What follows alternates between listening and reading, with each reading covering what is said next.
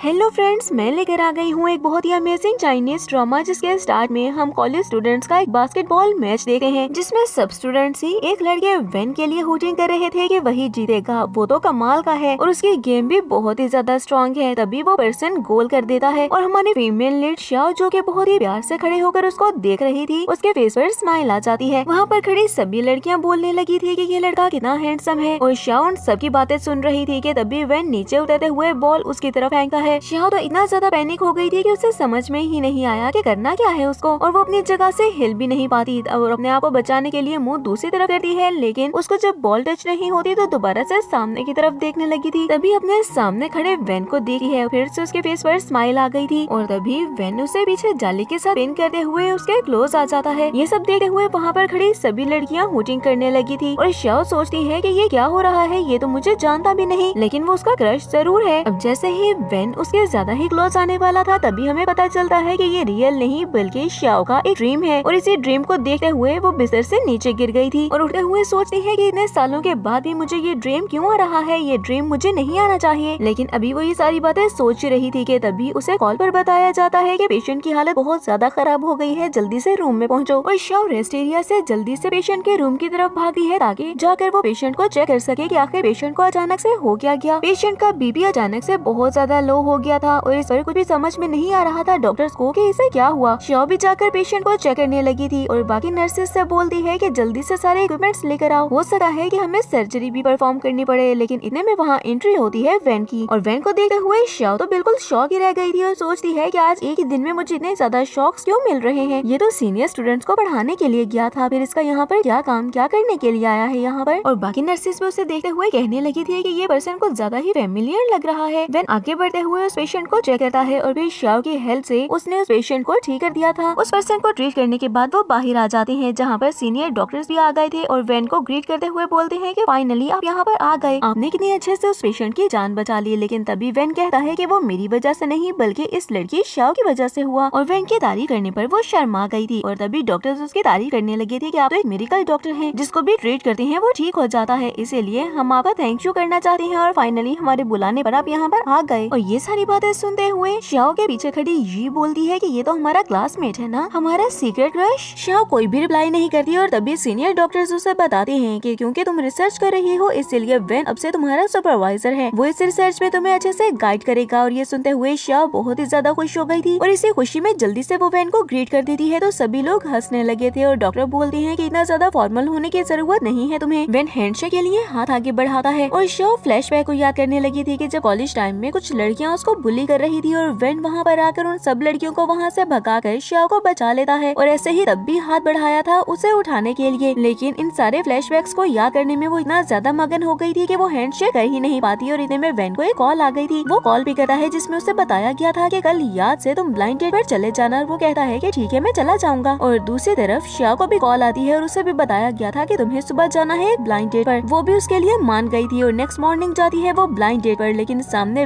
When को इंतजार करता देखकर वो शॉक रह गई थी और फिर सोचती है कि मैं इसके सामने कैसे जाऊं, लेकिन कुछ देर के बाद ही वो वेन के सामने मौजूद थी और वेन उसे देखते हुए बोलता है अरे शाओ तुम यहाँ पर, कैसा कोइंसिडेंट है ये। शाओ को कुछ भी समझ में नहीं आता कि वो क्या बोले तो वो कहती है कि मुझे वॉशरूम जाना है और जल्दी से वॉशरूम की तरफ भाग गई थी। खुद का टचअप करने के बाद वो वापस आती है और उसे देखते हुए वेन सोचने लगा था कि इतनी जल्दी इसने अपनी अपीयरेंस चेंज भी कर ली और फिर उसके लिए सीट खींचता है ताकि वो चेयर पर बैठ सके और वो चेयर पर बैठ गई थी तो वेन भी उसके सामने जाकर बैठते हुए बोलता है मेरी फैमिली की तरह तुम्हारी फैमिली को भी जल्दी है तुम्हें ब्लाइंड डेट पर भेजने की। और शाओ कहती है कि हाँ मेरी मदर इसलिए बहुत ज्यादा वरीड है तो उन्होंने मुझे यहाँ पर भेज दिया। इतने में उन दोनों की चाय भी आ जाती है और वो एक दूसरे से बात करते हुए चाय पीने लगे थे। शाओ चाय पीते हुए जैसे ही वेन की तरफ देखती है तभी वेन ने उसकी तरफ देखा था और शाओ को खांसी आ जाती है, चाहे उसके कपड़ों पर गिर गई थी और तभी वेन उसे टिश्यू पकड़ाता है ताकि वो अपने ड्रेस को साफ कर सके। और फिर वेन कुछ बात करता है जिस पर वो खड़े होते हुए शौक से कहने लगी थी कि आपकी गर्लफ्रेंड है तो वेन कहता है कि अगर मेरी गर्लफ्रेंड होती तो क्या मैं ब्लाइंड डेट पर आता। थोड़ी बातें करने के बाद वेन बोलता है कि चलो मैं तुम्हें तुम्हारे घर ड्रॉप कर दूं। इस पर वो मना करते हुए कहने लगी थी कि नहीं इसकी जरूरत नहीं है, मेरा घर हॉस्पिटल के करीब ही है, मैं खुद ही चली जाऊंगी। तो वेन उसे गुड बाय बोलते हुए वहाँ से जाने ही वाला था, लेकिन फिर कुछ सोचते हुए रुकर बोलता है कि मुझे वीचैट पर ऐड कर लो और अपना अकाउंट नंबर देते हुए वहाँ से चला गया था। और उसके जाने के बाद उसे वीचैट पर ऐड करके शाओ बहुत ही ज्यादा खुश होते हुए सोचती है कि फाइनली इतने सालों बाद मैंने उसे वीचैट पर ऐड कर लिया। यही सारी बातें सोचते हुए वो बहुत ज्यादा खुश हो रही थी कि जब शाओ को उसकी फ्रेंड की कॉल आती है है और उसके फ्रेंड बताती है कि कल हम क्लास रियूनियन पार्टी कर रहे हैं तो तुम्हें वहाँ पर जरूर आना है। और शाओ को जैसे ही पता चलता है कि वेन भी वहाँ पर आएगा तो वो बोलती है कि ठीक है मैं जरूर आऊंगी। और कॉल बंद करने के बाद सोचती है कि फाइनली उससे दोबारा मिलने का मौका मिल गया। और अगले दिन रेडी होकर चली जाती है अपने क्लास रियूनियन पार्टी पर, जहाँ पर शाओ तो उसे बहुत ही गुस्से से देखती है, जिसे देखकर शाओ समझ गई थी कि ये अभी भी वैसी ही बुरी लड़की है। और बाकी सारे लोग भी शाओ का मजाक उड़ाने लगे थे कि ये इतनी ज्यादा मॉडर्न कब से हो गई, इसे ड्रेसिंग सेंस कब से आ गई। और फिर वो शाओ से पूछने लगे हैं कि मुझे बताओ तुम्हारा प्रोफेशन क्या है अब। तो शाओ बताने लगी थी कि मैं एक डॉक्टर हूँ और हॉस्पिटल में काम भी कर रही हूँ। तो वो पर्सन बोलता है ये जॉब तुमने क्यों चूज की। इस पर शाओ फ्लैशबैक को याद करती है कि जब उसने वेन की बात को सुना था और वो अपने फ्रेंड को बता रहा था कि वो डॉक्टर बनना चाहता है और उसके बाद वो अपनी वाइफ भी एक डॉक्टर ही ढूंढेगा, तभी शाओ ने फैसला किया कि वो डॉक्टर बनेगी। अब वो सबको रिप्लाई करती है कि मैंने ये फैसला किसी की वजह से किया। और सामने बैठा लड़का बोलता है मुझे बताओ कौन है तुम्हारा स्वीट हार्ट। लेकिन इतने में शाओ की बस हो गई थी और वो शाओ को धक्का देती है ताकि वो गिर जाए। शाओ के धक्का देने की वजह से शाओ अपना बैलेंस बरकरार नहीं रख पाती और पीछे की तरफ गिरने ही वाली होती है कि इतने में वेन वहाँ पर आते हुए उसको गिरने से बचा लेता है। और फिर चेयर खींचते हुए शाओ को बिठाने के बाद खुद भी जाकर चेयर पर बैठ गया था और सबको उनके सवालों के आंसर करने लगा है। सब बोलने लगे थे कि वेन तुम्हारी कोई गर्लफ्रेंड है क्या। तो वो बोलता है कि हाँ, शाओ बहुत ही ज्यादा इम्पोर्टेंट है मेरे लिए। और शाओ सोचने लगी थी कि इसने ऐसी बात क्यों कर दी, मैं ऐसे ही सोच रही थी कि इसके दिल में कोई और होगी। वेन सबको ये भी बताता है कि शाओ उसकी असिस्टेंट है और इस पर सबको पता चला था कि शाओ उसके साथ ही काम कर रही है। ये तो शॉकिंग बात थी। और ये सारी बातें सुनते हुए बोलती है ओ तो तुम्हारे और वेन के दरमियान में कुछ चल रहा है क्या। तो शाओ कहती है फजूल बातें मत करो और चुप कर जाओ। अभी वो सब ये बातें कर ही रहे थे कि इतने में वहाँ पर शाओ की फ्रेंड सू आ जाती है, जो कि शाओ से बोलती है तुम्हें क्या हुआ, तुमने मुंह क्यों लटकाया हुआ है। तो शाओ कहती है इस शाओ की वजह से इसने मुझे बुली किया, जानती हो तुम। अब वो बिल्कुल ऐसे शिकायत लगा रही थी कि जैसे सू तो शाओ को खा ही जाएगी। सू शाओ से कहती है कि जल्दी से शाओ से माफी मांगो, लेकिन शाओ कहती है मैं ऐसा बिल्कुल भी नहीं करने वाली, मैंने तो शाओ को कुछ भी नहीं बोला, इसने ही फाइट स्टार्ट की। तो भला मैं इससे माफी किस चीज की मांगू, मैं इससे माफी बिल्कुल भी नहीं मांगूंगी। और शाओ और सू उसको बातें सुनाने लगी थी, जिस पर शाओ बोलती है कि मैं तुम लोगों के पास्ट के बारे में सब कुछ जानती हूँ, अगर तुम चाहती हो तो मैं तुम्हारे पास्ट यहाँ पर भी बता सकती हूँ किस किसने प्लास्टिक सर्जरीज करवाई और मुझे अगली बोलते हो तुम लोग, यहाँ तक कि तुम्हारे बेबीज और तुम्हारे लवर्स के बारे में भी सब कुछ जानती हूँ, क्या चाहती हो कि मैं बता दूँ। और वो उनका पास्ट सबको बताने लगी थी। इस पर शाओ और सू को तो समझ में ही नहीं आता कि वो क्या करें, लेकिन उनका गुस्सा बढ़ता जा रहा था। और वेन गुस्से से बोलता है कि तुम लोग स्कूल में भी बिल्कुल ऐसे थे और शाओ को बुली किया करते थे, मैंने तुम लोगों को कितनी दफा माफ किया और कितनी दफा वार्निंग दी, लेकिन मुझे नहीं लगा था कि तुम लोग अभी तक बदलोगे नहीं। अगर तुम लोगों ने अपनी ये हरकतें बंद नहीं की तो मुझसे बुरा कोई भी नहीं होगा। और वेन की ये बात सुनते हुए वो दोनों ही घबरा गई थी। पार्टी खत्म होने के बाद हम ये शाओ और वेन को देखते हैं जो कि वहाँ से बाहर कॉरिडोर में आ गए थे। और तभी ये बोलती है ओ मैं तो भूल ही गई, मुझे तो एक बहुत जरूरी काम है, मुझे जाना होगा। और जल्दी से वहाँ से भाग गई थी। तभी शाओ वेन की तरफ देखते हुए बोलती है क्या कहा तुमने सबके सामने, क्या तुम सीरियस हो अपनी बात को लेकर, तुम सच में मुझसे शादी करना चाहते हो। तो वेन कहता है कि हाँ हमारी फैमिलीज भी तो ऐसा ही चाहती हैं, तो इसको कंसीडर करने में कैसी प्रॉब्लम। और वो उससे रिप्लाई मांगता है। इस पर वो खुशी खुशी रिप्लाई करने ही वाली थी, लेकिन इतने में वेन को एक कॉल आ गई थी। कॉल कट करने के बाद जैसे ही वो शाओ की तरफ देखा है तो शाओ सोचती है कि मुझे थोड़ा सा रिजर्व रहना होगा, वरना ये पर्सन मेरे बारे में क्या ही सोचेगा। और वो कहती है कि हाँ मैं इसके बारे में सोचूंगी। तभी वो कहता है कि ठीक है तुम ख्याल से घर चली जाना, मैं अपने घर की तरफ जा रहा हूँ। और फिर आगे बढ़ते हुए रुकर मुड़कर उससे बोलने लगा था मैं तुम्हारे रिप्लाई का वेट करूंगा, मुझे बता देना कि तुम क्या चाहती हो। नेक्स्ट सीन में हम शाओ को घर पे देखते हैं, जहाँ पर वो वेन का ब्रेसलेट देखते हुए बहुत ही ज्यादा खुश हो रही थी। और उसकी मदर बोलती है कि तुम्हारी ब्लाइंड डेट कैसी गई। तो वो कहती है कि वो बहुत अच्छी गई और हम दोनों ने एक दूसरे को जानने की कोशिश भी की। तो उसकी मदर कहती है कि फाइनली कोई तो तुम्हें पसंद आया। और वो बोलती है मदर ये आप कैसी बातें किए जा रही हैं। तो उसकी मदर कहती है कि मैं बिल्कुल ठीक कह रही हूँ और मैं तुम्हें बहुत ही अच्छे तरीके से भी जानती हूँ, अगर तुम्हें कोई चीज पसंद आ गई तो उसको पाने के लिए तुम कुछ भी कर सकती हो। लेकिन अपनी मदर की बातें सुनते हुए शाओ कहती है कैसी बातें कर रही हैं आप, मुझे आपसे बात ही नहीं करनी। और फिर फ्लैशबैक को याद करती है कि स्कूल टाइम्स में वेन ने कैसे उसे बुली होने से बचाया था और हमेशा उसके साथ खड़ा रहा था, जबकि तब तो वो शाओ को जानता भी नहीं था कि शाओ है कौन और ना ही कोई लेना देना था उसका उसके साथ। और यही सारी बातें सोचते हुए वो उस ब्रेसलेट को पहन लेती है। और नेक्स्ट सीन में हम देखते हैं उसे सर्जरी रूम में, जहाँ पर वो वेन के साथ एक सर्जरी परफॉर्म कर रही थी। वेन उससे जो भी चीज मांगता है वो फौरन से उसे वो चीज पकड़ा देती है। और वेन उसकी तारीफ करते हुए बोलता है कि तुम बहुत ही ज्यादा पैशनेट हो अपने काम को लेकर, तुम्हारे जैसे लोग इस इंडस्ट्री में होने चाहिए। और उसकी तारीफ करने पर वो बहुत ज्यादा शाय फील करने लगी थी और सोचती है कि इसने एक दफा फिर से मेरी तारीफ की। सर्जरी परफॉर्म करने के बाद रात में हम उसे देखते हैं, जहाँ पर वो एक जगह पर खड़े होकर सोचने लगी थी कि फाइनली मेरी ड्यूटी खत्म हो गई, लेकिन मैं बहुत ज्यादा थक गई हूँ। और तभी हम वेन को देखते हैं जो कि आता है उसके सामने। वेन को देखते हुए शाओ जल्दी से वहाँ से जाने वाली थी जब वेन उसे रोते हुए बोलता है कि मैं तुमसे पूछने के लिए आया हूँ कि तो क्या तुमने मेरे बारे में सोचा। और शाओ स्कूल के सारे फ्लैशबैक्स को याद करते हुए कहने लगी थी कि मैं आपको एक बात बताना चाहती हूँ, मैं आपको बहुत टाइम से लाइक करती हूँ और मैंने आपके बारे में बिल्कुल सोचा और मैं आपको कंसीडर करने के लिए रेडी हूँ। ये बात सुनते हुए वेन के फेस पर स्माइल आ गई थी और वो उसकी तरफ बढ़ते हुए कहता है कि तुम्हें डर तो नहीं लगा कि मैं कोई मैरिज स्कैमर हूँ। शाओ जो के पीछे की तरफ बढ़ती है, उसका पाँव स्लिप हुआ था और वो गिरने ही वाली थी, लेकिन वेन उसे गिरने से बचा लेता है और फिर उसे सॉरी करते हुए बोलता है कि मेरा मकसद तुम्हें डराना नहीं था। और शाओ बोलती है तुम सच में वैसे नहीं हो ना। इस पर वो हंसते हुए कहने लगा था कि तुम मुझे बहुत ही अच्छे तरीके से जानती हो। तभी शाओ कहती है कि हमारी फैमिलीज एक दूसरे को जानती हैं, अब तो हम भी एक दूसरे को कुछ अच्छी तरह से जानते हैं, तो मुझे लगता है कि ये एक अच्छा फैसला होगा। और फिर सोचने लगी थी कि ये सब करते हुए मैं अपने सेल्फिश डिजायर को पूरा करना चाहती हूँ। फाइनली मेरा एक ड्रीम पूरा हो गया। मैंने कभी सोचा भी नहीं था कि ये सच हो जाएगा, लेकिन शायद इस बार मेरी किस्मत कुछ ज्यादा ही अच्छी है जो कि मेरा साथ दे रही है।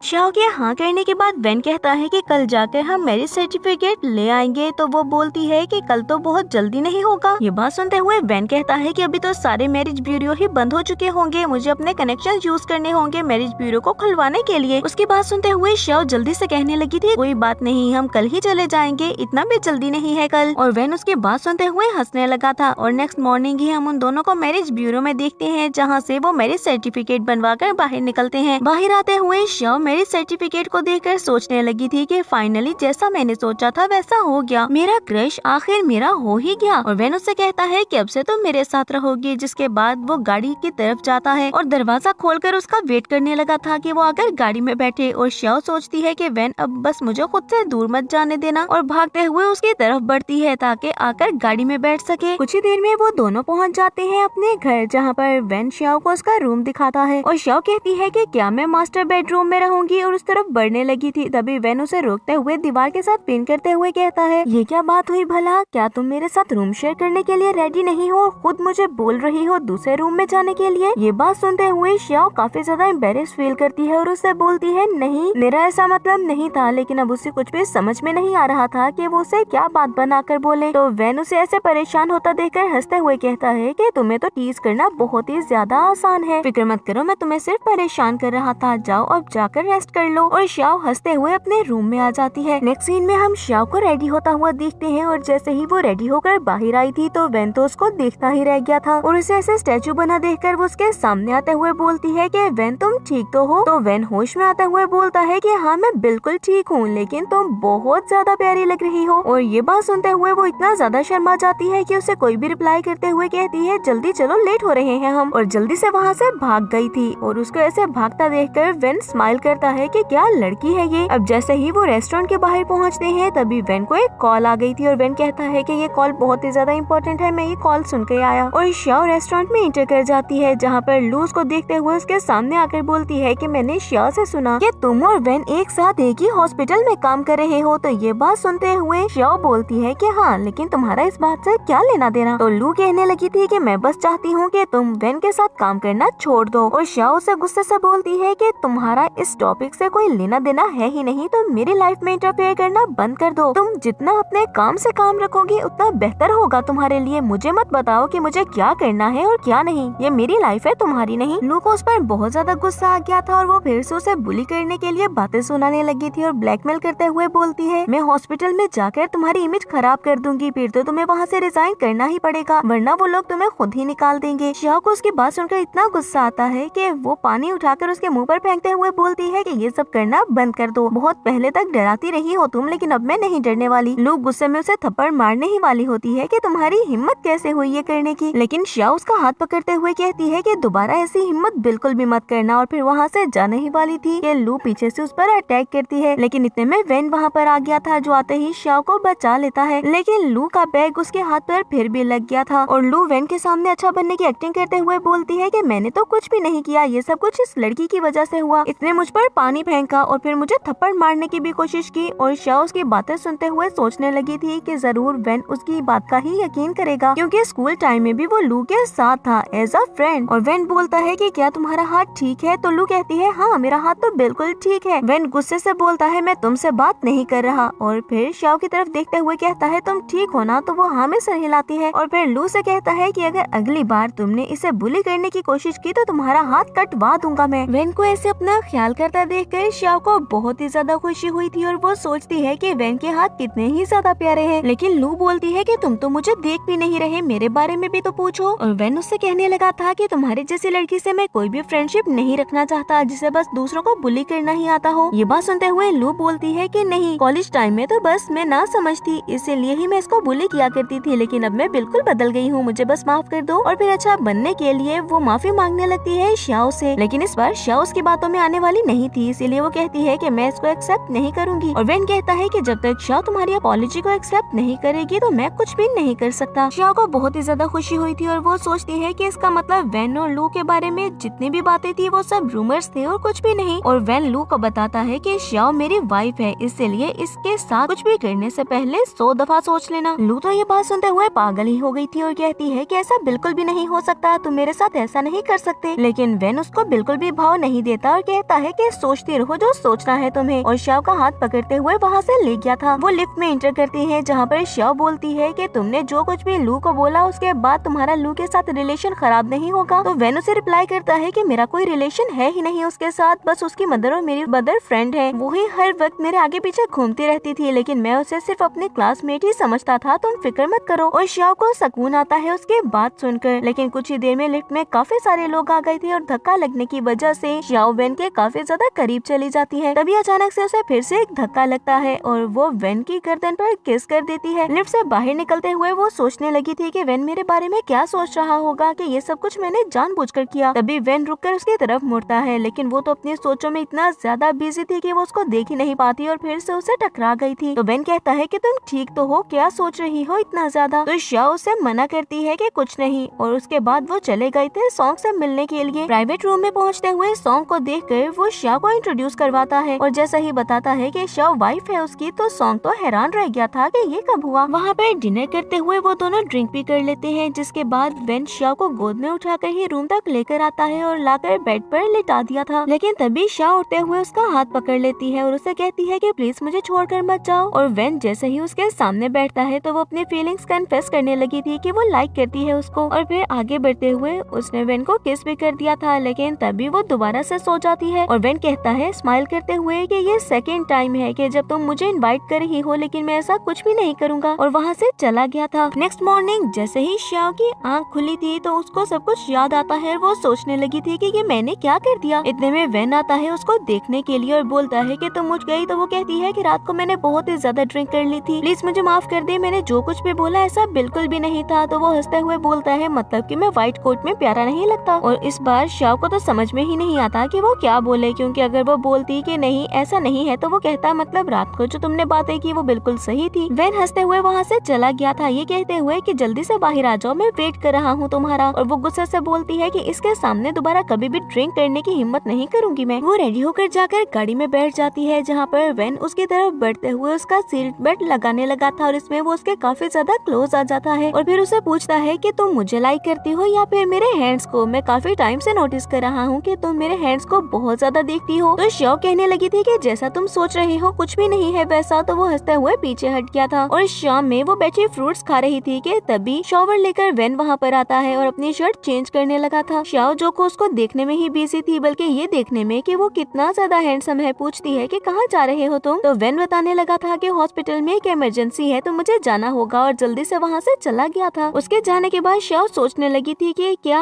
हमारा रिलेशनशिप सिर्फ इसीलिए है ताकि ये मेरे और अपने पेरेंट्स को खुश कर सके, या वैन मुझे सच में लाइक करता है। मुझे तो किसी भी क्वेश्चन का आंसर नहीं मिल रहा। ऐसे ही काफी दिन गुजर गए थे और फिर हम देखते हैं शाओ को हॉस्पिटल में, जो कि सोचती है कि वैन इतने दिनों से घर ही नहीं आया, इतने दिन हो गए उसे देखे हुए, पता नहीं कितना ज्यादा बिजी हो गया है वो सर्जरीज में। और फिर वो किसी काम से आती है रिसेप्शन पर और वहाँ पर नर्सेस की बातें सुनती है जो कि बोल रहे थे कि लू और वैन काफी टाइम से साथ हैं। मुझे तो लगता है कि बहुत जल्द वो अपने रिलेशन को अनाउंस करने वाले हैं सबके सामने, या फिर लू कोशिश कर रही है कि वैन के साथ काम कर सके। और ये सारी बातें सुनते हुए शाओ को बहुत ज्यादा गुस्सा आ गया था, लेकिन अपने गुस्से को कंट्रोल करते हुए फिर से पेशेंट को चेक करने के लिए चली गई थी वो। दूसरी तरफ हम लू को देखते हैं जिसके सामने एक पेशेंट बेहोश हो गया था ब्लड वॉमिट करते हुए, और वो इतना ज्यादा पैनिक होती है कि भागते हुए चली गई थी वैन के पास और उसे बोलती है कि एक पेशेंट ने ब्लड वॉमिट की और वो बेहोश हो गया, अब मुझे समझ में नहीं आ रहा कि क्या करूं। वैन इरिटेट होते हुए बोलता है कि तुम भी तो डॉक्टर हो, ऐसी बच्चों जैसी हरकतें मत किया करो। और फिर जाता है पेशेंट को चेक करने के लिए। और तभी हम देखते हैं शाओ को भी, जो कि एक पेशेंट को चेक कर रही थी, लेकिन आवाजें सुनते हुए वो भी वहीं पर आ जाती है जहाँ पर पेशेंट बेहोश था। और उसको देखते ही लू के एक्सप्रेशंस तो फौरन ही चेंज हो गए थे और वो सोचती है कि ये यहाँ पर क्यों ही आ गई। कुछ देर में शाओ और वेन डिसाइड करते हैं कि उन्हें पेशेंट की सर्जरी करनी होगी और जल्दी से वो उसे ऑपरेशन थिएटर में ले गए थे। सर्जरी के सक्सेसफुल होने के बाद डॉक्टर वैंग वेन की तारीफ करते हैं कि तुम तो बहुत ही ज्यादा काबिल डॉक्टर हो, बल्कि मैं भी तुम्हारा मुकाबला नहीं कर सकता। और सभी जूनियर डॉक्टर्स भी वेन से बहुत ही ज्यादा खुश थे कि इतने में वहाँ पर आती है लू और वेन को देखते हुए कहने लगी थी कि जब से हम काम कर रहे हैं अच्छे से बात करने का मौका भी नहीं मिला। मैं एक अच्छे से रेस्टोरेंट को जानती हूँ जहाँ पर खाना भी बहुत ही मजे का है, क्या तुम मेरे साथ डिनर पर चलोगे? ये बात सुनते हुए वेन कहता है कि तुमने आज जो किया वो बहुत ही ज्यादा अनप्रोफेशनल बिहेवियर था और साथ ही मेडिकल एथिक्स के खिलाफ भी। मैं अभी अपने सुपरवाइजर्स को बताता हूँ कि तुम मेरे साथ काम नहीं कर सकती और ना ही मैं तुम्हारे साथ कोई और रिसर्च करना चाहूँगा और ना ही तुम मेरे साथ कोई न्यू सर्जरी परफॉर्म करोगी। मैं अपने स्टूडेंट्स ऐसे बिल्कुल भी नहीं चाहता जैसे कि तुम हो। और ये कहते हुए वो वहाँ से चला गया था और लू बहुत ही ज्यादा अपनी इंसल्ट फील करती है। वेन के वहाँ से जाने पर बाकी सीनियर डॉक्टर्स भी वहाँ से चले गए थे, लेकिन कुछ जूनियर डॉक्टर्स वहाँ पर रुक कर लू का मजाक उड़ाने लगते हैं और फिर उसके सामने तारीफ करते हैं शाओ की। तो लू बोलती है क्या तुम इंटरेस्टेड हो उसमें? अब एक डॉक्टर बोलता है कि अगर मैं कहूँ हाँ तो क्या तुम मुझे उससे मिलवा दोगी? तो लू एक इवल स्माइल देते हुए बोलती है बिल्कुल, मैं तुम्हें उससे जरूर मिलवा दूंगी।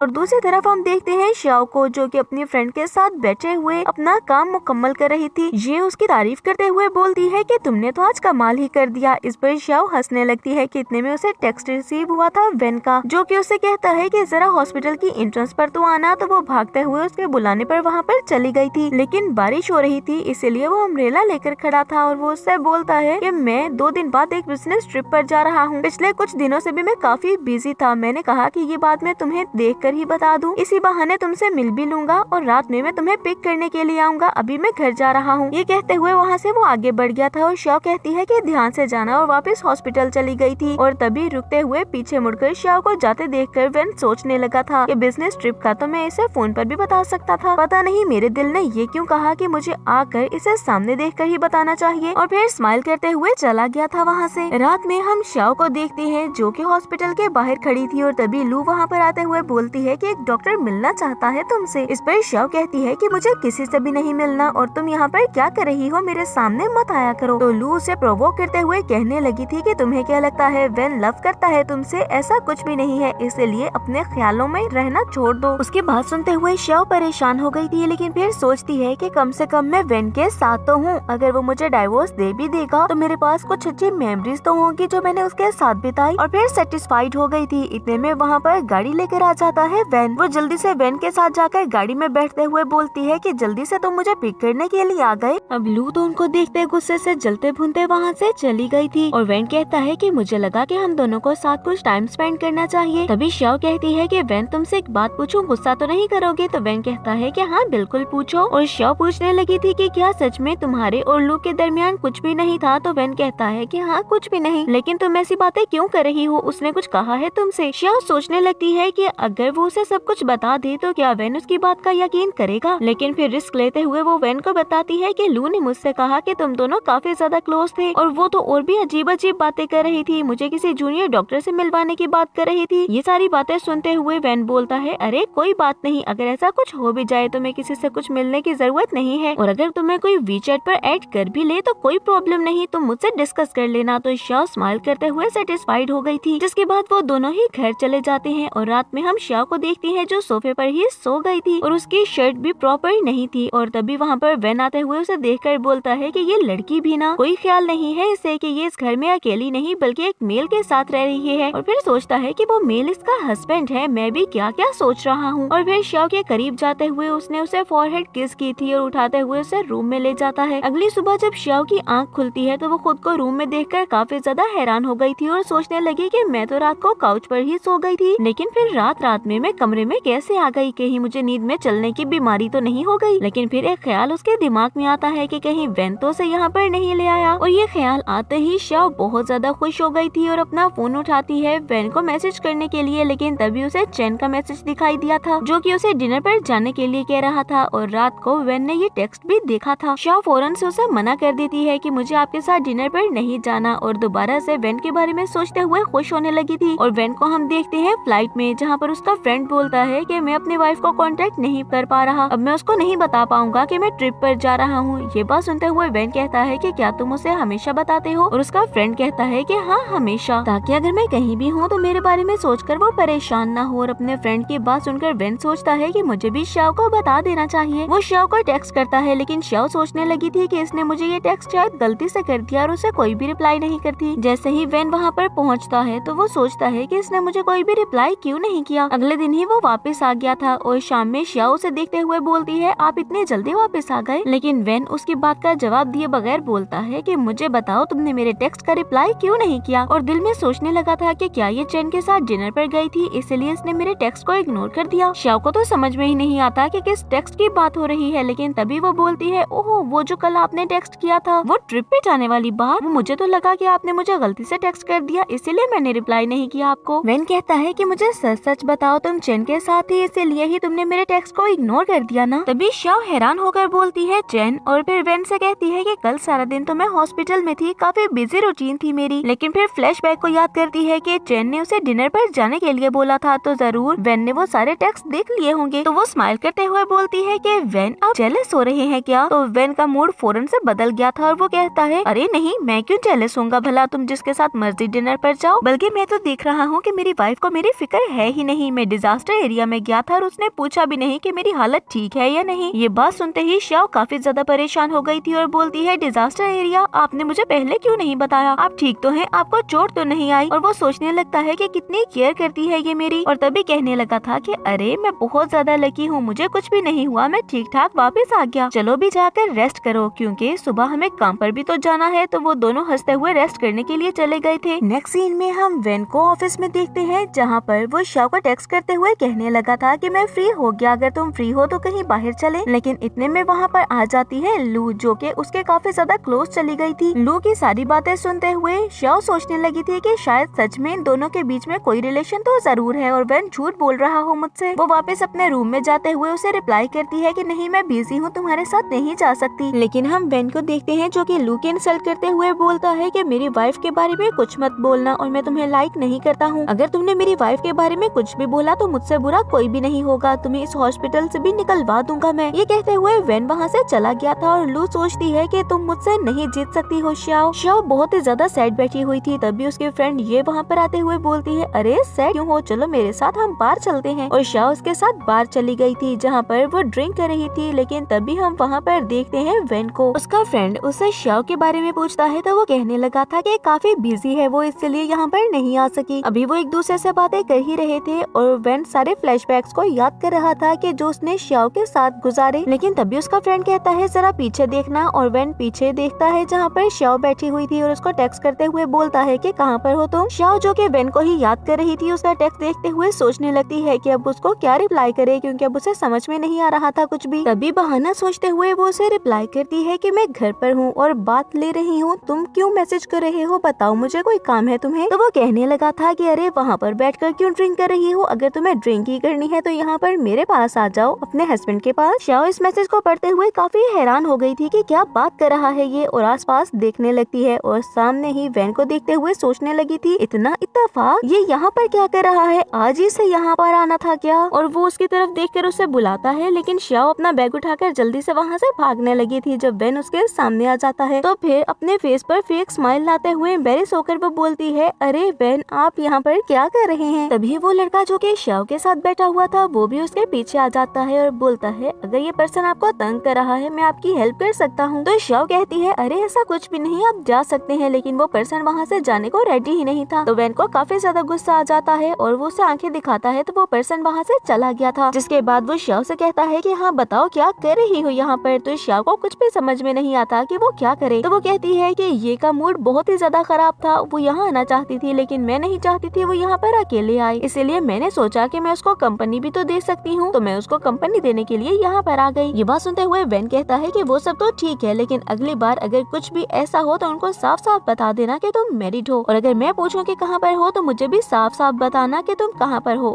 ऐसा भी हो सकता है कि तुम्हारी जान खतरे में हो। ये कहते हुए वेन वहाँ से चला गया था और शाओ सोचने लगी थी कि क्या सच में ये मेरी केयर करता है, लेकिन सुबह ही तो ये लू के साथ था। वेन के वहाँ से जाने के बाद वहाँ पर आंट आ जाती है शाओ की और बोलती है, अरे मुझे देखकर तुम एक्साइटेड नहीं हुई? तो शाओ बोलती है कि जिस औरत ने मुझे और मेरी मदर को घर से निकाल दिया, मैं उसे देखकर एक्साइटेड कैसे हो जाऊँ। और आंट बोलती है कि तुम अपनी जगह लू को दे दो और वेन के साथ काम करना बंद कर दो। ये बात सुनते हुए शाओ कहती है कि जी आपने कह दिया और मैंने मान लिया जैसे, और वहाँ से जाने ही वाली थी कि तभी लू की मदर उसका हाथ पकड़ते हुए रोकते हुए बोलती है, मैंने अभी अपनी बात खत्म नहीं की। लेकिन इतने में वहाँ पर वेन आ गया था, जो कि उनको धक्का देते हुए बोलता है कि ये मेरी वाइफ है और इससे तमीज से बात करें आप, अगली बार मैं ऐसा कुछ भी बर्दाश्त नहीं करूँगा। तो वो बोलती है, वाइफ तुम दोनों ने शादी कब की? क्या तुम्हारी फैमिली को पता है इसके बारे में? और लू उसका क्या होगा? ये बात सुनते हुए वेन कहता है कि लू का क्या होगा, ये लू की प्रॉब्लम है, मेरी नहीं। मैंने कोई कमिटमेंट नहीं की थी कभी भी लू से, और मेरी मदर ने क्या आपको नहीं बताया? आप तो बहुत अच्छी दोस्त थी मेरी मदर की। जिसके बाद वो लू की मदर को वहाँ से भेजते हुए शाओ से कहने लगा था कि ऐसे लोगों के मुंह मत लगा करो, और फिर वो उसके क्लोज आते हुए उसे यकीन दिलाता है कि वो हमेशा साथ है उसके। इस पर शाओ को भी इस पर यकीन आने लगा था और वो दोनों एक दूसरे को हक कर लेते हैं। नेक्स्ट मॉर्निंग हम शाओ को देखते हैं जो कि ऑफिस रूम में बैठी हुई काम कर रही थी और ये पूछती है कि क्या कल शाओ तुम पर वेन ने गुस्सा किया? तो शाओ कहती है कि नहीं, मैंने उससे सॉरी कर लिया तो वो मान गया। अभी वो ये बातें कर ही रहे थे कि वहाँ पर एक डॉक्टर आते हुए चिल्लाता है, ये वेन समझता क्या है खुद को? उसने मेरी रिसर्च को रिजेक्ट कैसे कर दिया? मैं 10 साल से हूँ यहाँ पर, वो मेरे साथ ऐसा नहीं कर सकता। शाओ कुछ देर तो बर्दाश्त करने की कोशिश करती है, लेकिन फिर बोलती है, अगर उसने ऐसा किया है तो इसके पीछे जरूर कोई रीजन रही होगी। आप यहाँ पर खड़े होकर उसके बारे में ऐसे बात नहीं कर सकते, समझे आप? अगर आपको वेन से कोई प्रॉब्लम है तो जाकर उसके फेस पर बात करें। और तभी हम वेन को देखते हैं जो कि दरवाजे के पास खड़ा होकर ये सारी बातें सुन रहा था और शाओ कैसे उसे डिफेंड करती है, इन सारी चीजों को वो एंजॉय भी कर रहा था। अब वो पर्सन उससे और भी ज्यादा बहस करने लगा था कि तुम कौन होती हो वेन को डिफेंड करने वाली? तो वो कहती है कि वो टीचर है मेरे, मैं स्टूडेंट हूँ उनकी, तो जाहिर है मैं उनको डिफेंड करूंगी ही। लेकिन वो सीनियर डॉक्टर तो उसकी बात सुनने को रेडी ही नहीं था। इतने में वेन भी रूम में आ जाता है और कहता है, क्या प्रॉब्लम है आपको? आप मुझे भी तो बता सकते हैं, जरा मुझे बताइए। और वेन को अंदर आता देखकर सीनियर डॉक्टर के फेस के तो हवाइयाँ ही उड़ गई थी और शाओ सोचती है कि कब से खड़ा था ये दरवाजे के पास, क्या इसने मेरी सारी बातें सुन ली? हाय कितना एम्बेरसिंग है ये। और उसको ये सब सोचता देखकर, उसके बोलते बंद देखकर वेन सोचता है, अरे अब ये क्या सोचने लग गई? अभी तो शेरनी बनी हुई थी और अभी अचानक से भीगी बिल्ली बन गई। लेकिन वो सारी सिचुएशन को एंजॉय भी कर रहा था। और सीनियर डॉक्टर बोलता है, अरे मिस्टर वेन, मैं तो आपके बारे में कोई बात नहीं कर रहा था, मैं तो बस शाओ से ऐसे ही डिस्कस कर रहा था। तो वेन कहता है कि मेरी स्टूडेंट है ये और मैं इसका सुपरवाइजर, इसीलिए तुम मुझ पर कोई भी क्वेश्चन नहीं कर सकते। अगर मैंने तुम्हारे लिए कोई डिसीजन लिया है तो जरूर कुछ उसमें रीजन रही होगी, और दोबारा मैं किसी को भी शाओ से ऐसे बात करता हुआ ना देखूं। तो ये कहती है कि क्या आप मेरे साथ या हमारे साथ चलेंगे डिनर करने के लिए, ताकि सारी मिसअंडरस्टैंडिंग्स क्लियर हो जाए? तो वो कहता है, बिल्कुल भी नहीं। और फिर शाओ का हाथ पकड़ते हुए बोलता है, क्योंकि मेरी वाइफ के साथ मेरी अपॉइंटमेंट फिक्स है। वाइफ वर्ड सुनकर शाओ सोचती है इसने सबके सामने अनाउंस कर दिया, और सब लोग शॉक रह गए थे कि शाओ आपकी वाइफ है क्या? तो वेन कहने लगा था कि हाँ बिल्कुल, शाओ वाइफ है मेरी, और सब काफी ज्यादा खुश हो गए थे। जिसके बाद सब रूम से बाहर जाने लगते हैं और एक दूसरे से बातें करते हुए बोलते हैं कि बिल्कुल ड्रामेटिक सीन था ये तो।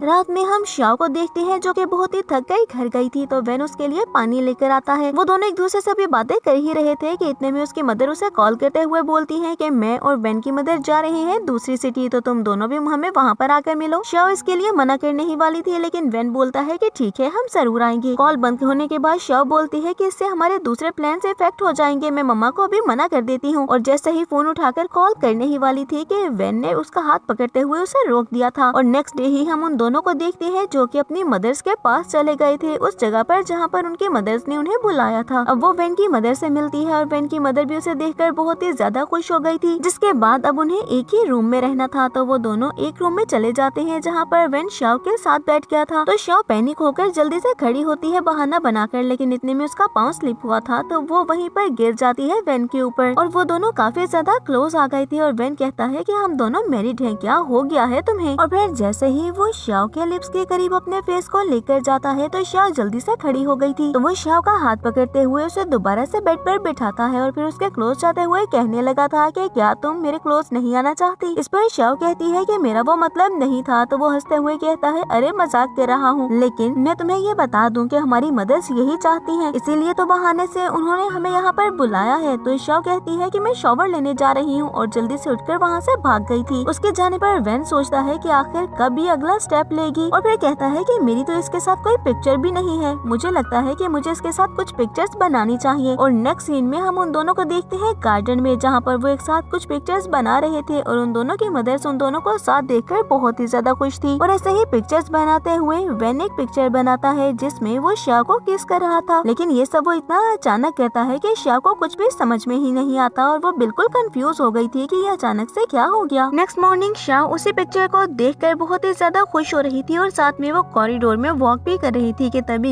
ये वहाँ पर आते हुए बोलती है, लगता है तुम और वेन कहीं घूमने के लिए गए थे और तुम दोनों ने काफी एंजॉय भी किया। तो वो हंसने लगती है, लेकिन उन दोनों की बातें लू ने सुन ली थी और वो जेलस होते हुए बोलती है कि तुम्हें खुश तुम्हें नहीं रहने दूंगी शाओ, अब देखना कैसे तुम्हारे बारे में पूरे हॉस्पिटल को पता चलता है और तुम्हारी रेपुटेशन कैसे खराब होगी सबके सामने। और वो उसके बारे में गलत खबरें पूरे हॉस्पिटल में फैलाने लगी थी। इन रूमर्स को जैसे ही शाओ ने सुना था तो वो आती है लू के पास और उसने जाकर लू को थप्पड़ मार दिया था और बोलती है कि तुम्हें वेन ने समझाया था ना कि मेरे मामलात से दूर रहो, तुम्हें वेन की बात समझ में नहीं आई ना। तो लू कहती है, तुम्हारी हिम्मत कैसे हुई मुझे थप्पड़ मारने की, मैं तुम्हें नहीं छोड़ूंगी। और फिर वो शाओ को थप्पड़ मारने ही वाली थी कि शाओ उसका हाथ पकड़ लेती है और वो उसे डराते हुए वहाँ से जाने ही वाली थी, लेकिन फिर से लू उस पर अटैक करती है कि इतने में वेन वहाँ पर आ गया था और उसे वार्न करते हुए कहता है कि दोबारा अगर तुमने ये हरकत की तो मैं तुम्हें जेल भिजवा दूंगा। और उसकी धमकी पर लू रोने लगी थी कि तुम्हें मेरे होने से फर्क नहीं पड़ता। तो वो कहता है कि मुझे सिर्फ अपनी वाइफ के होने से फर्क पड़ता है और शाओ का हाथ पकड़ते हुए वेन उसे वहाँ से ले गया था। तो कॉरिडोर में जाते हुए शाओ उसे थैंक्स बोलती है तो वो हंसते हुए कहने लगा था कि क्या मेरी वाइफ सिर्फ लफ्जों से ही थैंक्स बोलेगी मुझे। शाओ को कुछ भी समझ में नहीं आता तो वो बोलती है कि फिर मैं आपको थैंक्स कैसे बोलूं। तभी वो शाओ से कहता है कि जरा मुझे किस करो, लेकिन इससे पहले कि वो एक दूसरे को किस करते वहाँ पर कुछ जूनियर डॉक्टर्स आ गए थे और वो कहते हैं कि हमने कुछ भी नहीं देखा। और वेन बोलता है कि मेरी वाइफ बहुत ही ज्यादा शाय है इसलिए उसे एम्बेरस मत करो। और फिर शाओ को लेकर वहाँ से चला गया था। रात में हम शाओ को घर पर देखते हैं जहाँ पर उसकी मदर उसे कॉल करते हुए कहती है कि अपने और वेन के रिलेशन को और भी ज्यादा स्ट्रॉन्ग करो और कोशिश करो कि तुम्हारे और उसके दरमियान में कोई भी ना आने पाए, क्योंकि बहुत से लोग हैं जो कि तुम दोनों को अलग करना चाहते हैं। ये बात सुनते हुए शाओ बोलती है कि आप बिल्कुल भी फिक्र मत करें, मैं सब कुछ संभाल लूंगी। कॉल बंद करने के बाद शाओ सोचने लगी थी कि तुम कर सकती हो और फिर वो डिनर रेडी करती है वेन के लिए। जैसे ही वो वेन आता है तो वेन को बोलती है कि मैंने तुम्हारे लिए डिनर रेडी किया, जरा चेक करके बताओ कि कैसा बना। तो वेन कहता है मैं जरा शॉवर ले आऊं और फ्रेश होने के बाद वो डिनर करता है, जिसके बाद वो दोनों रूम में आ गए थे और वेन शाओ के क्लोज आ जाता है और उससे कहता है कि तुम जानती हो कि मैं क्या करने वाला हूँ। और फिर वो शाओ को किस करता है, जिसके बाद कहने लगा था कि मुझे पता है तुम रेडी नहीं हो और इसीलिए मैं ऐसा कुछ भी नहीं करने वाला जिसके लिए तुम रेडी ना हो। कुछ ही देर में वो दोनों सो गए थे और नेक्स्ट मॉर्निंग ही हम शाओ को देखते हैं जो कि अपने साथ सोए वेन को देखते हुए कहने लगी थी कि कितना प्यारा है ये और इसे तो ये भी नहीं पता कि मैं लाइक करती हूँ इसको। लेकिन इतने में वेन उठते हुए बोलता है मैंने सुना कि कोई लाइक करता है मुझे। शाओ बहुत ही ज्यादा शाय फील करते हुए जल्दी से बेड से उठ गई थी और कहती है कि मुझे ऑफिस के लिए देर हो रही है, जल्दी से हॉस्पिटल के लिए मैं रेडी हो जाऊं। और उसके ऐसा करने पर वेन के फेस पर स्माइल आ गई थी और शाओ सोचने लगती है कि इसके सामने मैं खुद पर कंट्रोल क्यों नहीं कर पाती। सीन चेंज होता है और नेक्स्ट सीन में हम उन दोनों को ही हॉस्पिटल देखते हैं जहाँ पर नर्स भागते हुए उन दोनों के पास आई थी और उनको बताने लगती है कि एक पेशेंट इमरजेंसी रूम में है, हमें जल्दी से उसकी सर्जरी परफॉर्म करनी होगी, लेकिन सिर्फ आप ही अकेले डॉक्टर हैं यहाँ पर जो कि सर्जरी परफॉर्म कर सके। इस पर वेन कहता है कि शाओ आज तुम मेरे साथ सर्जरी परफॉर्म करोगी। तो वो बोलती है कि आज से पहले मैंने ऐसी सर्जरी परफॉर्म नहीं की, मैं कैसे कर पाऊंगी। तभी वेन कहता है कि मुझे पूरा यकीन है तुम पर, तुम बाकी सब कर सकती हो तो ये भी कर ही लोगी, तुम चलो मेरे साथ मेरा साथ देने के लिए, वैसे भी ये सारी चीजें मैं पहले तुम्हें सिखा चुका हूँ। और वो शाओ को ले जाता है अपने साथ। कुछ देर के बाद वो ऑपरेशन थिएटर से बाहर आते हैं तो शाओ बहुत ही ज्यादा खुश थी और वेन कहता है कि देखा मैंने कहा था ना कि तुम ये कर सकती हो। और नर्स कहती है कि आप दोनों तो कमाल के हैं। नेक्स्ट सीन में हम शाओ को उसकी मदर के साथ देखते हैं जहाँ पर उसकी मदर बोलती है कि वेन क्यों नहीं आया। तो शाओ बोलती है कि उसे कुछ काम था और कुछ ट्रेनिंग्स को भी उसने ट्रेन करना था इसलिए वो नहीं आ पाया, लेकिन कोई बात नहीं वो जल्दी आएगा। अभी वो एक दूसरे से बातें कर ही रही थी कि इतने में शाओ की मदर को एक कॉल आती है। शाओ की मदर बहुत ज्यादा शॉक रह गई थी और कॉल बंद करने के बाद वो शाओ को बताती है कि तुम्हारे ग्रैंडफादर को अटैक आया है फिर से, वो हॉस्पिटल में है और आखिरी बार तुम्हें देखना चाहते हैं, प्लीज अपने फादर से मिलने के लिए चलो। तो शाओ कहती है कि ठीक है, मैं ग्रैंडफादर से मिलने के लिए जाऊंगी और अपनी मदर के साथ हॉस्पिटल जाती है, जहाँ पर लू पहले से ही मौजूद थी और उन दोनों का मूड ही एक दूसरे को देखकर खराब तो हो ही चुका था। लू शाओ से बदतमीजी करने लगी थी और फिर उस पर गुस्सा करते हुए उसे थप्पड़ मारने ही वाली थी कि शाओ उसका हाथ पकड़ते हुए बोलती है, मेरे साथ ये सारी हरकतें करने की कोशिश भी मत करना। लेकिन लू अपनी मदर के साथ मिलकर शाओ और उसकी मदर के इंसल्ट करने लगी थी और उन दोनों को बुली करने लगती है कि तुम दोनों की औकात है क्या हमारे सामने। और सारी नर्सेज भी उन दोनों की बातें सुनते हुए सोचती हैं कि शायद लू और उसकी मदर सच ही बोल रही होंगी, वो दोनों इतनी ज्यादा नोबल फैमिली से हैं, तो आखिर वो झूठ क्यों ही बोलेंगी किसी के बारे में। लेकिन शाओ ये सब बर्दाश्त नहीं कर पाती और आगे बढ़ते हुए वो लू को थप्पड़ मारते हुए बोलती है कि मेरे सामने बकवास करना बंद करो। इससे पहले कि लू कुछ कर पाती, इतने में वहाँ पर आ जाता है वैन, जो कि लू से कहता है कि मैंने तुम्हें मना किया था कि शाओ से अब दोबारा बदतमीजी मत करना, लेकिन तुम्हें मेरी बात समझ में नहीं आती ना। तो लू बोलती है कि नहीं, तुम गलत समझ रहे हो, और वो उसकी कोई बात सुनता ही नहीं। तो शाओ की मदर कहती है कि जल्दी से जाओ और जाकर अपने ग्रैंडपा से मिल लो। तो लू कहती है कि मैं तुम्हें ग्रैंडपा की प्रॉपर्टी हासिल नहीं करने दूंगी। लेकिन वैन और शाओ चले गए थे ग्रैंडपा से मिलने के लिए, जहाँ पर शाओ वैन को भी ग्रैंडपा से मिलवाती है और उसे बताने लगी थी कि ये है मेरा हस्बैंड। ग्रैंडपा बहुत ही ज्यादा खुश थे और कहती हैं कि तुम्हारे फादर की डेथ का मुझे बहुत ज्यादा अफसोस रहा, लेकिन मैं कभी तुम्हारे लिए कुछ नहीं कर पाया। फाइनली मैं तुम्हें आखिरी बार देखने में कामयाब हो गया। और फिर उसे प्रॉपर्टी के पेपर्स देते हुए बोलती हैं कि ये आखिरी चीज है जो कि मैं तुम्हें दे सकता हूँ। और इसके साथ ही ग्रैंडपा की डेथ हो गई थी। ग्रैंडपा की डेथ के बाद शाओ बच्चों की तरह रोने लगती है और वैन उसे हौसला देता है। और नेक्स्ट सीन में हम देखते हैं लू को, जो कि अपने घर चली गई थी और गुस्से से तोड़फोड़ करते हुए बोलती है कि आखिर हो क्या रहा है मेरे साथ। शाओ इतनी ज्यादा लकी हो कैसे सकती है, मैं नहीं मान सकती कि किसी का लक इतना ज्यादा अच्छा हो। जो चीजें मेरे पास होनी चाहिए वो उसके पास कैसे हैं। और अब तो ग्रैंडपा ने उसे प्रॉपर्टी के पेपर्स भी दे दिए। नहीं शाओ, मैं तुम्हें जीतने तो नहीं दूंगी, तुम देखना अब मैं क्या करती हूँ तुम्हारे साथ। अगर मुझे तुम्हारी जान भी लेनी पड़ी तो मैं ले लूंगी। और फिर वो किसी को कॉल करती है। तो नेक्स्ट मॉर्निंग हम देखते हैं कि एक लेडी व्हील चेयर पर आ गई थी और हॉस्पिटल में आते ही हंगामा करने लगी थी और शाओ की तरफ इशारा करते हुए बोलती है कि इस लेडी ने मेरे हस्बैंड का ऑपरेट किया था और उस सर्जरी के बाद मेरे हस्बैंड कभी जिंदा रह ही नहीं पाए, इसने मारा है मेरे हस्बैंड को। तो नर्स बोलती है कि मैडम ये हॉस्पिटल है, यहाँ पर तमाशा करना बंद करें। लेकिन वो लड़की तो चुप होने का नाम ही नहीं ले रही थी। शाओ बोलती है कि ऐसा कुछ भी नहीं हो सकता, हमारे हॉस्पिटल में हर चीज का रिकॉर्ड मौजूद है। लेकिन वो लेडी बोलती है मैं जानती हूँ कि तुमने ही मारा है मेरे हस्बैंड को और तुम तो सिर्फ एक इंटर्नी थी, तो तुम्हें प्रमोट किसने कर दिया। जरूर दाल में कुछ काला है, तुमने यहाँ पर किसी सीनियर डॉक्टर को सेड्यूस किया होगा, इसलिए तो तुम्हें ये सारी पोजीशंस मिल गई। और सब लोग आपस में बातें करने लगते हैं कि क्या सच में ये इंटर्नी थी और इसकी पोजीशन को इंक्रीज किया गया और इसने सर्जरी परफॉर्म करते हुए किसी पेशेंट को मार दिया, कैसी लड़की है ये। और शाओ बोलती है कि अच्छा तो मैंने तुम्हारे हस्बैंड को मारा, तो मुझे बता सकती हो कि क्या नाम है तुम्हारे हस्बैंड का, कब सर्जरी परफॉर्म की मैंने और किस टाइम मरा था वो। हमारे हॉस्पिटल में हर पेशेंट का रिकॉर्ड मौजूद है, इसलिए तुम मुझसे झूठ तो बोल नहीं सकती, मुझे बता दो इससे पहले कि मैं पुलिस को कॉल करूं। तो वो लेडी काफी ज्यादा घबरा गई थी और वो पर्सन जो कि उसकी व्हील चेयर को धकेलते हुए वहाँ तक आया था, खड़े होकर जाकर उसका हाथ पकड़ते हुए बोलती है कि अब मैं क्या करूं। तो वो पर्सन उसे धक्का देते हुए कहता है तुम किसी काम की नहीं हो, एक काम बोला था तुम्हें, वो भी तुमसे नहीं हो पाया। और सब लोग सोचने लगे थे कि ओ तो यहाँ पर ये दोनों किसी मकसद से आए हैं, ये सब यहाँ पर आए हैं शाओ को बदनाम करने के लिए, ताकि हर तरफ रूमर्स फैल जाएं और शाओ अपनी नौकरी से हाथ धो बैठे। अब उस पर्सन को लोगों की बातें सुनते हुए कुछ भी समझ में नहीं आया था, इसलिए चाकू निकालते हुए शाओ पर अटैक करने के लिए वो आगे बढ़ता ही है कि इतने में वैन आकर उसके अटैक को ब्लॉक कर देता है। लेकिन इस सब में वैन इंजर्ड हो गया था और उसके हाथ से काफी ज्यादा ब्लड आने लगा था और उन दोनों पर्सन को जो कि वहाँ पर ट्रबल क्रिएट करने के लिए आए थे सिक्योरिटी पकड़ के ले जाती है।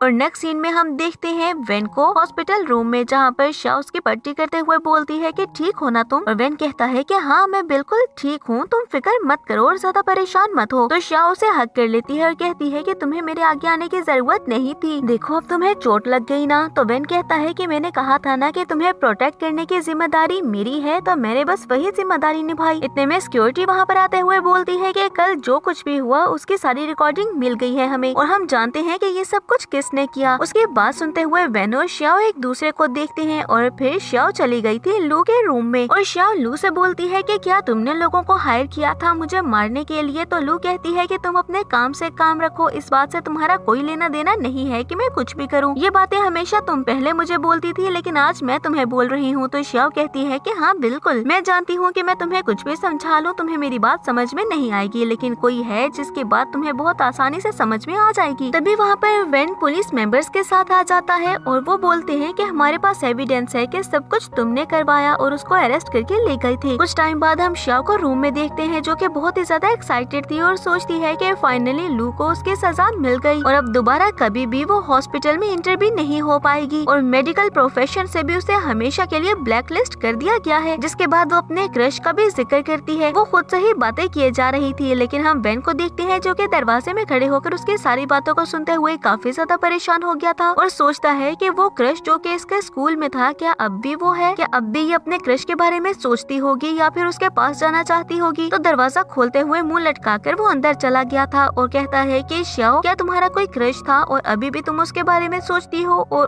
उसको लाइक करती हो। तो श्याओ उसको हक करते हुए बोलती है कि हाँ बिल्कुल और उसके क्लोज आते हुए कहने लगी थी वो क्रश कोई और नहीं बल्कि तुम हो, क्या ये बात तुम जानते हो। ये बात सुनते हुए वो काफी ज्यादा हैरान रह गया था और कहता है कि मैं कैसे हो सकता हूँ, मुझे कुछ भी समझ में नहीं आया, आखिर तुम मुझे कब लाइक करने लगी। ये तो श्याओ हंसते हुए उसे बोलती है कि जब पहली बार तुमने मुझे बुली होने से बचाया था और अपना हाथ मेरी तरफ बढ़ाया था। और फिर वो वेन को उसका ब्रेसलेट दिखाते हुए कहती है कि सेम वैसा ब्रेसलेट जैसा कि तुमने मेरे लिए बनवाया, ये ब्रेसलेट मेरे पास तब से है जिस टाइम पर तुमने मुझे बुली होने से बचाया था। और फिर वेन को उसने वो ब्रेसलेट पहना दिया था और तभी वेन कहता है कि थैंक यू मुझे लाइक करने के लिए और दोनों ने एक दूसरे को हक कर लिया था। और फिर श्याओ बताती है कि मैंने मेडिकल प्रोफेशन भी सिर्फ इसीलिए ज्वाइन किया क्योंकि मैंने तुम्हारी बात सुन ली थी कि तुम मेडिकल प्रोफेशन में जाना चाहते हो और तुम्हारी वाइफ भी मेडिकल प्रोफेशन से ही होगी। और फिर वो एक दूसरे को किस करने लगे थे जिसके बाद वो एक दूसरे के साथ इंटीमेट होते हैं। अगले दिन ही वो दोनों जाते हैं वॉक पर और श्याओ बोलती है कि हाई स्कूल मुझे लाने का प्लान तुम्हारे दिमाग में कैसे आया। तो वेन बोलता है कि मैं काफी टाइम से वॉक पर नहीं आया था, सोचा तुम्हें हाई स्कूल ले आऊं, हम हाई स्कूल भी देख लेंगे और हम वॉक भी कर लेंगे और एक साथ एक अच्छा टाइम भी स्पेंड कर लेंगे और अपनी पुरानी मेमोरीज को भी याद कर लेंगे। तो श्याओ हंसते हुए बोलती है कि ये भी ठीक है। जिसके बाद वो एक दीवार के पास आ गए थे और उस दीवार को देखते हुए श्याओ बोलती है कि जरा इस दीवार को तो देखो, मैं कभी भी तुम्हारे सामने आकर कुछ भी नहीं कह सकती थी इसलिए सारी बातें चुपचाप आकर यहाँ पर लिख देती। और उस दीवार को देखते हुए वो फ्लैशबैक्स को याद करने लगी थी और तभी वेन नीचे घुटनों के बल बैठते हुए उसकी तरफ रिंग बढ़ाते हुए उसे प्रपोज करने लगा था कि क्या तुम मुझसे शादी करोगी। और वो भी फ्लैशबैक को याद करता है कि वो भी हमेशा यहाँ पर आया करता था इन लाइंस को पढ़ने के लिए और तब से ही वो सू को लाइक करने लगा था। श्याओ हैरान होकर वेन की तरफ देखती है तो वेन कहता है कि मैं तुम्हें लाइक करता हूँ, क्या तुम मुझसे शादी करोगी। तो श्याओ आगे बढ़ते हुए अपना हाथ वेन की तरफ बढ़ा देती है जिसमें उसने रिंग पहना दी थी और फिर खड़े होते हुए श्याओ के हाथ पकड़कर कहने लगा था कि प्लीज डॉक्टर अब से आप मेरा ख्याल रखिएगा। जिस पर वो दोनों ही हंसने लगे थे और एक दूसरे को हक कर लेते हैं और इसके साथ ही हमारी स्टोरी यहीं पर एंड हो जाती है। तो फ्रेंड्स आपको हमारे ड्रामा की हैप्पी एंडिंग कैसी लगी? उम्मीद करती हूँ कि आपको ये ड्रामा पसंद आया होगा। अगर आपने इसको एंजॉय किया है तो इस वीडियो को लाइक करें और अगर आप हमारे चैनल पर न्यू हैं तो चैनल को सब्सक्राइब करके बेल आइकन के बटन को प्रेस कर दें ताकि न्यू आने वाले ड्रामास आपको बिना किसी देरी के मिलते रहें। और ड्रामा का कौन सा पार्ट आपको सबसे ज्यादा मजे का लगा कमेंट सेक्शन में जरूर बताएं।